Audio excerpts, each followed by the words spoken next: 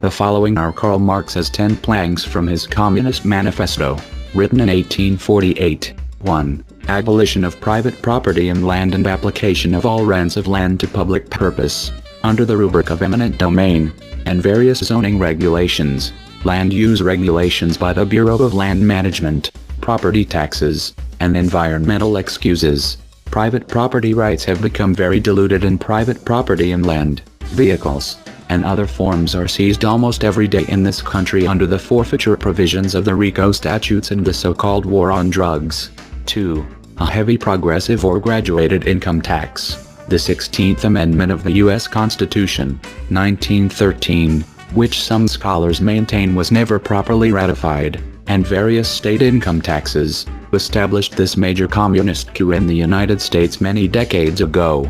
These taxes continue to drain the lifeblood out of the American economy and greatly reduce the accumulation of desperately needed capital for future growth, business starts, job creation, and salary increases. 3.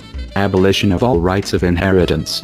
Another communist attack on private property rights is in the form of federal and state estate taxes, and other inheritance taxes, which have abolished or at least greatly diluted the right of private property owners to determine the disposition and distribution of their estates upon their death. 4.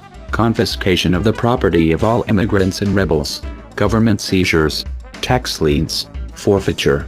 Public Law 99-570, 1986. Executive Order 11490, Sections 1205, which gives private land to the Department of Urban Development. The imprisonment of terrorists, and those who speak out or write against the government. 1997 Crime Terrorist Bill, or the IRS confiscation of property without due process. 5. Centralization of credit in the hands of the state, by means of a national bank with state capital, and an exclusive monopoly. The Federal Reserve System, created by the Federal Reserve Act of Congress in 1913, is indeed such a national bank, and it politically manipulates interest rates and holds a monopoly on legal counterfeiting in the United States. This is exactly what Marx had in mind, and completely fulfills this plank, another major communist objective, that most Americans naively believe the USA is far from a Marxist or communist nation. 6. Centralization of the means of communication and transportation in the hands of the state.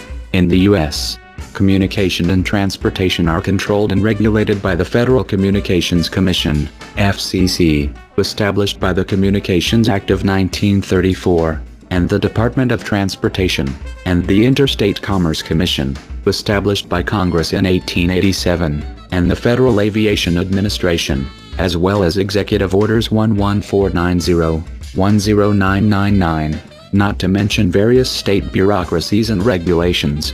There is also the Federal Post Office monopoly and Amtrak, outright communist, government-owned enterprises.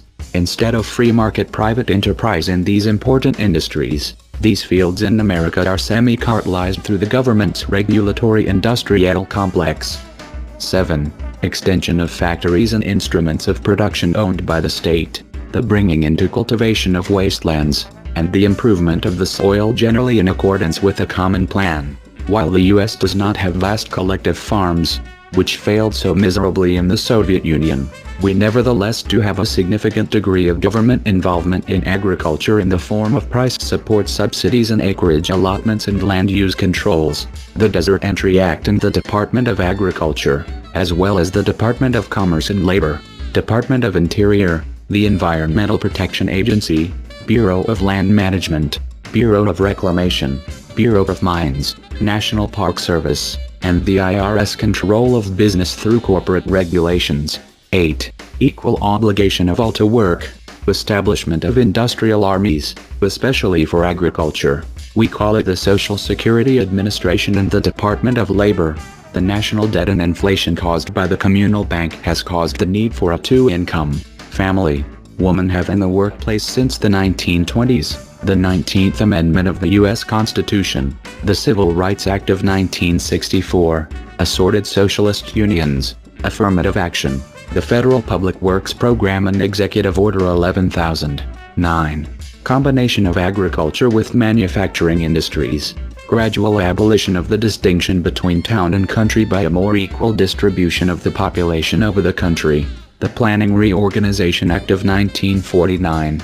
Zoning, Title 17 1910-1990, and supercorporate farms, as well as Executive Orders 11647, 11731, 10 regions, and Public Law, 89-136.